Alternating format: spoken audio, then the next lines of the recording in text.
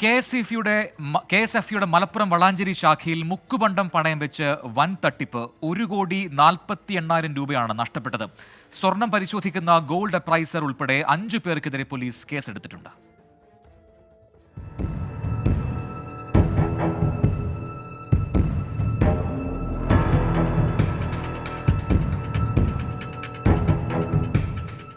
സർക്കാർ ധനകാര്യ സ്ഥാപനമായ KSFയുടെ വളാഞ്ചേരി ശാഖയിൽ മുക്കുപണ്ടം പണയം വെച്ചാണ് തട്ടിപ്പ്. കഴിഞ്ഞ വർഷം ഒക്ടോബർ 28-നും ഈ വർഷം ജനുവരി 18-നും ഇടയിൽ 10 അക്കൗണ്ടുകളിലായി പണയം വെച്ചത് 222 പവനോളം മുക്കുപണ്ടം. 4 അംഗ തട്ടിപ്പ് സംഘത്തിന് ശാഖയിലെ ഗോൾഡ് അപ്രൈസറുടെ സഹായം ലഭിച്ചെന്നാണ് സൂചന. 1,48,996 രൂപയാണ് സംഘം തട്ടിയെടുത്തത്. ശാഖാ മാനേജറുടെ പരാതിയിൽ ഗോൾഡ് അപ്രൈസർ ഉൾപ്പെടെ 5 പേർക്കെതിരെ വളാഞ്ചേരി പോലീസ് കേസെടുത്തു. 24 മലപ്പുറം.